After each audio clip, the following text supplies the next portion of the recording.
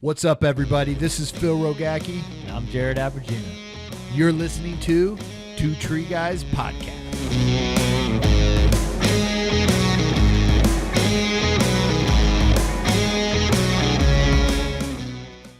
What's up, everybody? Phil Rogacki here with the co-host, Mr. David. What's up, dude? Feeling good. How you doing? Speaking to Mike. Huh? Oh, He's a rookie here. Oh, Yeah, shit. I Okay, gosh. Don't get nervous. Focus. All right, guys, you guys are listening. We're bringing you gear talk today. But before we get into this, let me talk about some of the episodes that we have on the show. We have our gear talk, which you're going to hear today, talking to different manufacturers, climbers, people in the industry using different types of gear, learning about the goods, the bads, how it was built, why it was made, safety features, so on and so forth. We have our mini episodes where we get to hear what's your story, where individuals in our industry get to come in and we get to talk to them about their story, how they got in the industry, mentors they may have had, and some wisdom that they can share. And then we have our full-length episodes, which is hopefully you guys can come out to California and hang out with us for a few days. And, definitely. We'll climb on some of your guys' ropes and things like that. But full episode is in our studio. We drink beer. We sit around the table. We have many laughs. That sounds like a good time. It's a good time. It's sometimes too good a time. Yeah. I'm on board. As time goes on those ones, I'm like, man, I listen to the end. I'm like, oh, I started slurring at the end. Yeah, that's when you know it's a real ones. good podcast. Yeah, that's a fun one. And then we have our safety talk, our safety flashes, where we take real life incidents that happen in our industry and we discuss them. What was the cause? What was the reasoning? What happened? Near miss to fatalities. To incidents. How do we control that? How do we make it better for our industry? And we learn from that, but we get to talk about those for individuals to listen to. And guys, listen, there's a fee for the show. If you're listening to this right now and you don't pay the fee, you're a jerk, okay? Share it, okay? These individuals that are coming on today to share with us, they're putting some knowledge, some information out that you're going to be able to take and use and understand the different products and share it with somebody if you learned something. If you got a laugh, you thought it was awesome, that's all we ask is for you guys to share it for there.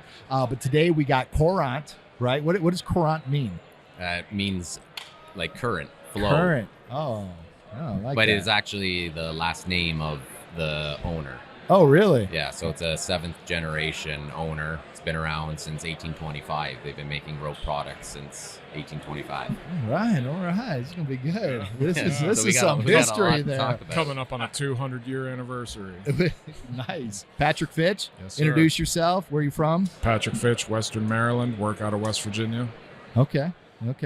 Peter, introduce yourself. Peter DeVries, Ontario, Canada. I live in a small town called Port Lambton. It's right across the river, St. Clair River from Michigan. Cool. And what's your guys' relationship with Courant? So for me, I'm a product specialist and I do some marketing with them as well, some R&D work, but traveling around to expos like this. But yeah, my main thing is just getting the product out to people to try it out. Okay. I'm one of the guys they send the product to. Yeah. I'm an ambassador, a climbing ambassador, product tester. So I just put it through the ringer. How long you been doing that? Well, for Courant, about 7 months now. Yep. I've been a sponsored climber going on 4 years now. I've had a sponsorship of some sort. So. Okay. Well, cool. What are we learning about today? So we have a new rope that's out, came out, was introduced last May, but was finally put to market in February, called Kalimba. New 24 strand that we've come up with, that dual purpose rope. It's got amazing low elongation of 1.8%, so great for SRS, but then you get the benefit of an 11.9 millimeter rope for moving rope as well. Let's talk about the history of this rope and why it was made. So we did have a 24 strand rope. We never brought it over to the North American market because it was a really stretchy rope. It was like a rubber band, basically. So a lot of European climbers do like a stretchy rope, but over here, not so much. Now, why is that? Why they like a stretchy rope? I think just the feel of it. You have to ask a European. I'm not European. I've heard a couple people. Have you climbed on one? I have it. So it came in two sizes. Uh-huh. It was a 11.5 and a 12.1. Uh-huh. And it was very stretchy. So you're not going to use it for SRS, but for moving rope, it was okay. Okay. But This is something to get used to? Yeah. Durability, it was okay. So that's why we never brought it over here, because coming over to North America, we want to make a splash. We want to make sure our products are top notch. And that would have probably been like, they're not really good at 24 strand. So that's where this rope came in. So it was a few years in development before we released it. We had product testers all over the world, and not just in certain environments. They're in Australia, India, Malaysia, Canada, the States, and all throughout Europe. So we had different climates, different times of the year, so we could get the feedback if it's a snowy, wet location, hot, dry. So we could take that back to the R&D team and continue developing the rope that we have today. And they sent that out to you to test it? I have been testing it. Yeah, okay. So when you guys do the testing and you send it out to these ambassadors out there that are testing your products and stuff, what is some of the, you ship it out to them, you guys have forms to fill out, you have questionnaires, what are they looking for when you're testing it, and what information do you need back to make that rope just right to put in the market? Yeah, so early stages, we get out a sample to our product testers. Usually it's a smaller group, and then that first group comes back with their remarks.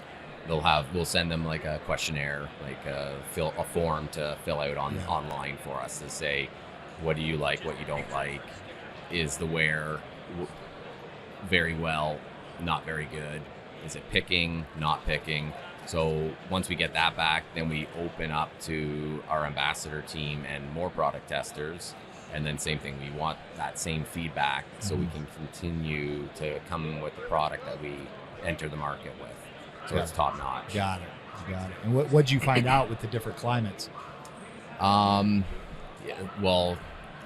So we had a product tester in Norway, did a lot of work in the snow, and came back that even though that it was wet, it still used mechanicals well. There wasn't slippage. So it's good to bring back to know, okay, well, if the rope is wet, it's still going to perform the way it does when it's dry. So stuff like that is crucial for putting out to the market to say, okay, we know that the product is going to work in those different locations, especially with different humidities.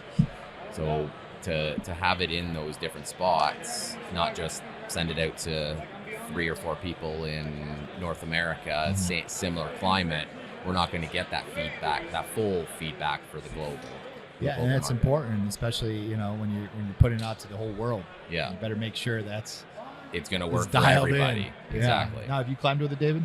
Not with Kalimba yet. I am definitely looking forward to it. So I climb on the Square too, which I absolutely love, and that's become one of my favorite lines. But I have been looking for a line. For me, this would be likely I would use this as a crane line a lot of the time.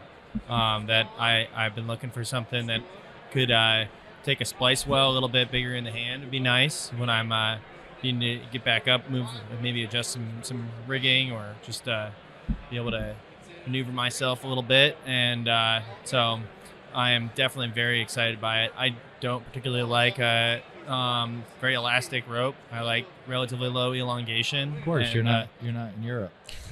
Exactly. I am not European. So. Now tell us about when you started testing the rope and some of the feedback that you gave back and some of the changes they made. Well, so I'm fairly new with working with Courant, so this was pretty much already done by the time I came on board. So I just got it before it got put out on market. So that's my, I didn't get to product test this rope, but I was a huge 11 mil climber. I was on their Rebel. It's a real stiff line.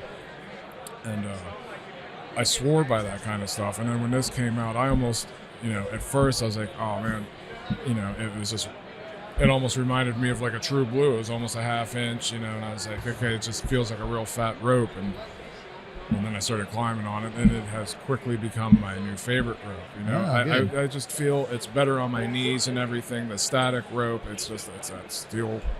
How many climbs did it take till you decided this is one of my new favorite ropes now? It wasn't many. I think within my first week, because I always try to give everything a solid 6-month test before people ask me right away. I'm like, look, I got a week in on this thing. Don't come back to me in 6 months, and I'll tell you how I really feel about it. It's like watching a Netflix show. I'm like, you got to make it to episode 3, man. Right. If you make it, dude, it gets good. Like when I watched Peaky Blinders, I was like, I had to make it to they only have 6 episodes, but when I watched the first season, I had to make it through 4. Then I was hooked. Yeah, right. But I mean, same thing with this. I do every aspect of tree work. I'm primarily SRT. Unless I'm doing crane work, but then I'm just switching DRT back over to SRT once I'm in the tree. Cabling work, dragging tail. I mean, everything about this. It doesn't stay stiff like a cable. It goes right back into a nice soft knotability type rope. It drags well, redirects well, climbs well.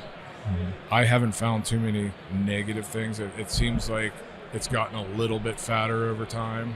So, I mean, but that's not a huge issue. It's probably pushing the 12 mil at this point. It handles ascenders nice. I mean, I live in my ascenders. Even if I'm doing a removal, I have ascenders on my spurs. I don't spike. I clip back into my rope and I go up. I'm getting older. My knees don't like the spurs as much, so I stay out of them as much as possible. I stay on ascenders. And to look at the rope, it's not bright anymore, but it's not all chewed up. It's not all. It still looks like the rope, but just not. It's a little bit fatter and a little bit discolored, and that's 7 months in, so that's pretty good so far. I've spiked it. I spiked it my first month having it, and I wanted to cry because it wasn't even available yet. I was like, oh my gosh, what am I doing with my life? What am I doing with my life? But that's usually how it goes. You got something that you really like, you do something that's somewhat damaging and get upset. So let me back up a little bit, with this rope. Give me just a quick little history of the company. You started a little bit, but I want to hear a little bit more in depth with kind of the company. And so, like I said, it was 7th generation owner. So it's been passed down. This next 7th generations. Holy shit. That's wild. Right? Is there a Courant still? Yeah, he's still there every day. What's his name? Nicholas. Yeah. You met him? Oh yeah. Yeah. Is Courant a big company? No. Everyone everyone thinks we're a big company. Yeah. We have about 35 employees. Cool. But we're putting it out there like we have hundreds. And where's the company from? Angers, France. Angers, France. So it's about 2.5 hours south of Paris. Gotcha. We would say it Angers. It's spelled Angers. Angers. Angers. Gotcha. Nicholas. Yeah, Nicholas. Does he come over to the States a lot? He was at TCIA last year. Yeah, okay, he really enjoyed the show. Yeah. First time at TCIA? That was. Yeah. And you guys go every year? Yeah, so we've been twice. In 2019, a couple people came over just to check out the show. 2020, there was nothing. And then 2021, we joined in with one of our dealers. Good. And then last year, we had our own full-on booth. Cool. Yeah, so they started making rope products, fishing nets, and that evolved over time. They really got into the tree care side of it. In 2015, they really started ramping it up. It started more in France, and then they branched out into Europe. And then 2020, they came to North America. So it for the brand here in North America, very new.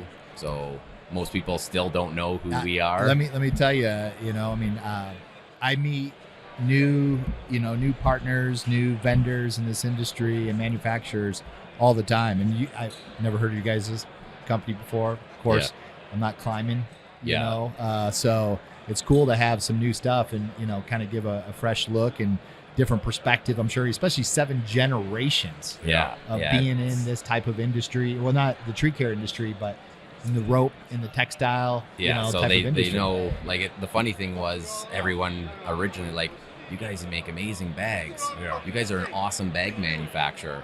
And we're like, we're not a bag manufacturer. We have good bags, but we make rope. Yeah, That's how I found out about them. Was And you their thought it was Cross a bag? Pro bag. Well, no, it was the first product I saw from them was the Cross Pro bag, and that just like blew my mind because it was just a bag that you could completely organize your entire kit. It straps it all down, and it folds up, and it's on your back. And then they have the rope bags that attach to your front strap, so you got your rope on the front and your gear on the back, both your hands still free. I was blown away by that. I was like, I've been looking for organization. You know, I've always had buckets or big bags where I put all my rope in, and then I'd have all my gear on top of that, and then my harness on top of that. And it's just gear would fall down, and I'd have to bury through all my rope to find a carabiner or anything that I needed. So when this came out, I was like, it's a dream come true. And then I found out he started sending me the ropes, and I was like, whoa, hold on a minute. This is amazing. Like, I've been very happy with all That's their cool, products. man. Yeah, that's really cool. That's really cool. So now let me go back to the rope on this. Who picked the colors? Nicholas? No, actually, the colors were picked by my colleague. He lives in Germany. He basically does my job, but in Europe. Okay. His daughters did. Love it. And we had a contest within the company to come with a name and a color pattern, and we had to present it to everybody in the company. Okay. And he won. So what'd he win? He gets this. Who's Kalimba? Is Kalimba his daughter? No, he just came up with that name. It doesn't mean anything or anything? No, just not Kalimba? just Kalimba. Oh, yeah. It sounds like some, I don't know, Avatar word or something. Well, we can make it that way. It's from the Avatar, right Yeah. Kalimba for that. So, well, cool. Yeah. So where's the company going? What's the future of your guys' company? I mean, you guys have a big past, but being new in this industry and kind of focus, where do you guys see in the last 2 years of learning and getting into this market that you're taking the company? Yeah, well, for me, I see, being in right from the beginning, I can already see how much we've grown. Like before, you'd see a bag here or a bag there. Now I seen a whole bunch of people walking with bags around at this show. And then same with the ropes, like looking through social media a couple of years ago, you didn't see any of our ropes. And now through social media, you're seeing tons. And then climbing comps, the ones that are in the Masters, a lot of them are climbing on our ropes. So it's really neat to see that it grow that way, and we want to continue to keep growing that way. Fine-tuning some products, I'd say. You know, there's a couple things that might need touched up here and there, so working on those. Throw line, the throw cube, some, just little things, though. You know, like the throw balls, just little things that need upgraded here. Well, I mean, coming into an industry being new, it's kind of, you're not dragging around 100 years of doing it a certain way, you know, and sometimes that's hard to change. You're new, you're very flexible. You're not a Titanic, you're like a jet ski on the water. You're like, this doesn't work? Okay, let's change it. Yeah. You know, and you can change it, you know, the next day to be relevant in the market and to be a disruptor, which is awesome. You know, on that, especially having guys like this, you know, it's testing everything out. Yeah, it's a fun job, right? I love my job. I get to do what I do and then test things out, and you know, it's cool giving suggestions and hopefully seeing those suggestions come back and put out into the field and hopefully help other climbers make their job easier in the long run. So that's what the goal is, really, to make it easier for us. That's cool. Yeah, for sure. Any new products coming out here soon? We'll have a new lanyard system coming out that will be released or shown in Augsburg later this month. Yeah. And then there might be another color. Ooh. Nice. Do we get to know who won that competition? That's his other daughter. Yeah, no. No, we kind of gave our suggestions of colors, and the R&D guys kind of did the mix, and what's come out looks pretty awesome. So that's pretty exciting. Yeah. That's cool. That's cool. What anything else about the rope that the listeners need to hear and know? So I'll go into more of the technical side of it, and I'll let Patrick do more of the user end of it. So first thing off, with all of our ropes, they need to soak for 24 hours. Whether you want to soak with them, like David did, gosh, or just in a bucket with clean water. So they soak for 24 hours. That cleans off any of the manufacturing residue. But what it does is gives you the maximum performance of the rope. Okay. So the cover and the core become like harmonized. The second thing, slim now, on. why don't you guys soak it before you send it? That takes a lot of time. Takes a lot of time. Yeah. So, and we don't have the capacity to do that. Okay. So that's the reason. Plus it helps the climber to bond with the rope. Right. That's right. Right? That's right. I mean, Proper harmony between you and your rope and between Yeah. the fibers within your rope. Take a nice bath Exactly. with your rope. plus the current, you got to flow like water. There you go. It certainly, And it this certainly is- harmonizes. This bonds me you with with the company. Yeah. You're now one. You're now one. Now one. So that's one thing. Now the rope will still work fine if you don't soak it. It's not that it becomes a safety issue or anything. It's just if you want to get the best out of your rope, you need to read the user manual. Mm-hmm. And in the user manual, it says that. How many people don't read that? Probably 99% of the people. Yeah. Yep. So it's great to be on podcasts like this to get that information out to the masses.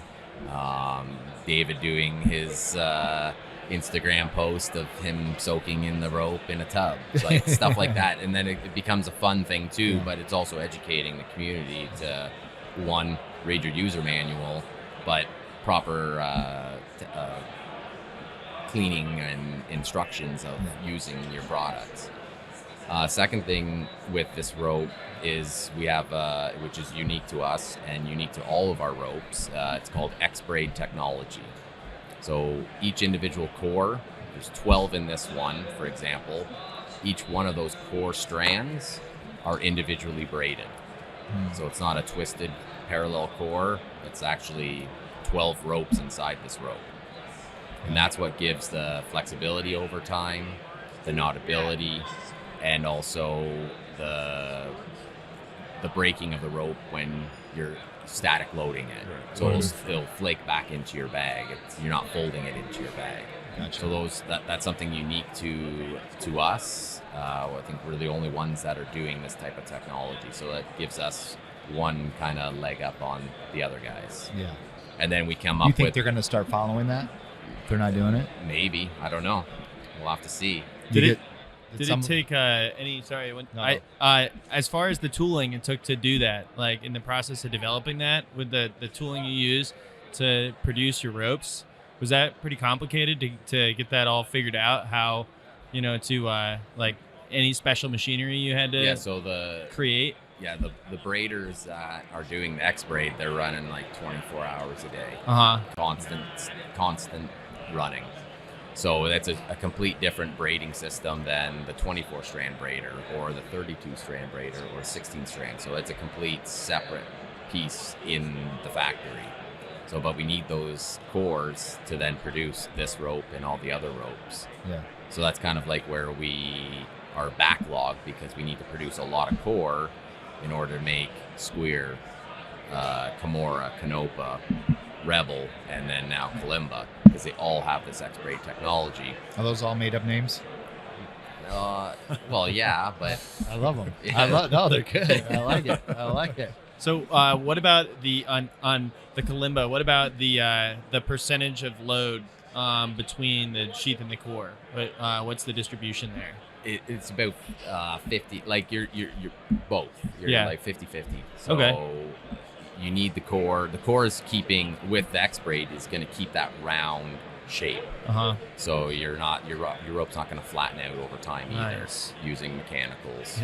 Yeah. So that's another huge advantage of this X-braid technology. And I'll let Patrick give a little bit of his take on the using part of it. Well, I mean, I just found that it's been a great crossover rope. There's not a lot to go into detail about it. I feel it's better than a static line. It has been more forgiving on my body, I feel. It's just seamless switching back from DRT to SRT. I hop off a crane and then I just choke it on the spar. I mean, it's been great to climb on. I've been enjoying it. So, I mean, do you guys have questions as far as David does. Shoot me a question. So are you using it on like long ascent stuff where you're yeah. not switching back and forth with the crane? Just I'd say the longest ascent I've had on it right now is about 110, 115 foot. And Okay. It was, not bouncy at all. Not It bouncy. was great. Nice. And you said it's held up well to the senders? Yeah, I mean, I have my hank that has 7 months climbing on it, and you can see firsthand, that, it's not all chewed up. It looks identical to this, but just dirty and smelly. Yeah, well, understandable. It didn't hold up like well a tree to guy, your dirty and spikes, smelly. Yeah. What was that? I said it didn't hold up too well with your spike. Yeah, it didn't did like the spike. Yeah. Pretty much. Don't. There's no don't Kevlar in Don't it. do that. Don't do that. That's not good for you. So, people that want to get this, where do they get it? Right now, it's available in the States at our Obsession, Shelter Tree, and hopefully soon Gap Arborist, and then Shelter Tree as well. Can anybody buy it direct?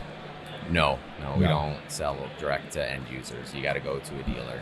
Got it. Now, what if somebody wants to be an ambassador for you or do any testing? Is that kind of a hand pick where you guys come to them, or do they reach out to you? Well, we get lots of people reaching out to us. Do you? But we kind of keep an eye on up and coming people. You don't always have to be like 20,000 followers. We have lots of ambassadors that have very low numbers. That's not what it's about. It's more what they're doing in the industry.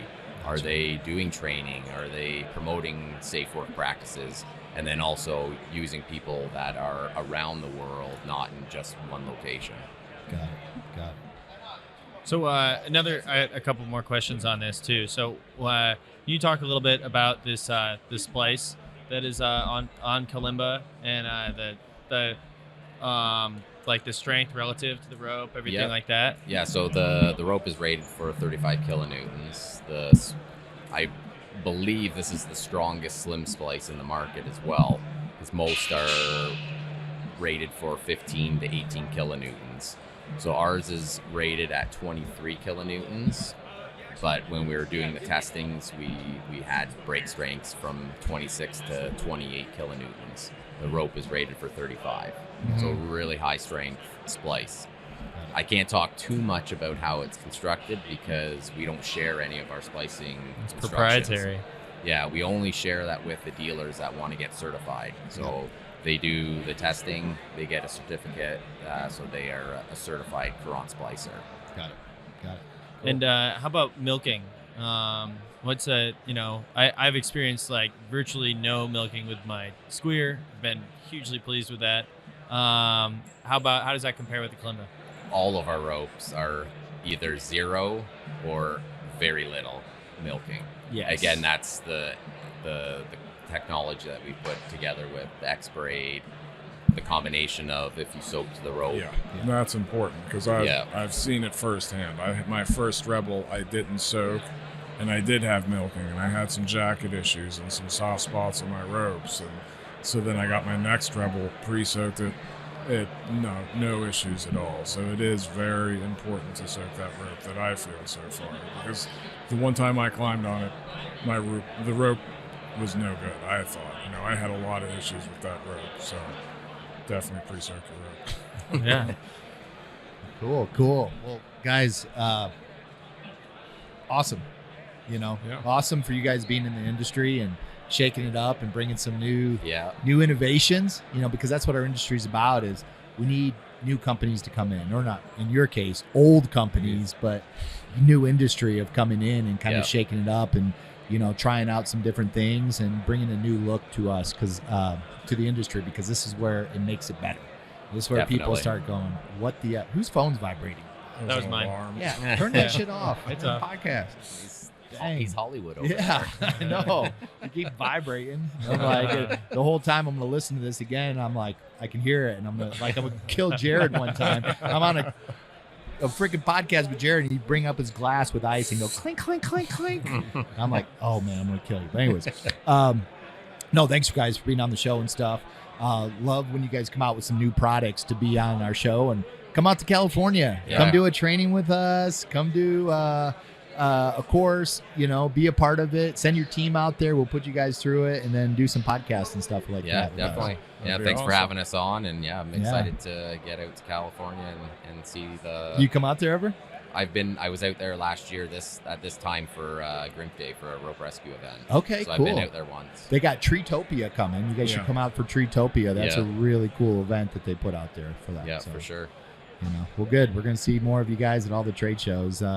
Well, we appreciate you guys and everybody that's listening. Remember, if you got something out of it, you learned something today, share it, and if you guys want to try out the rope, go to your local dealer and go buy it, right? And, exactly. And you won't be disappointed. No, you won't. And if you like it, send them messages. If you don't like it, don't send them messages, but send them messages, all right? Yeah. So appreciate you guys for listening. Remember to continue to elevate the standard of the industry through safety, training, and Courant innovation. Appreciate you guys. There we go. Thank you. Thank you.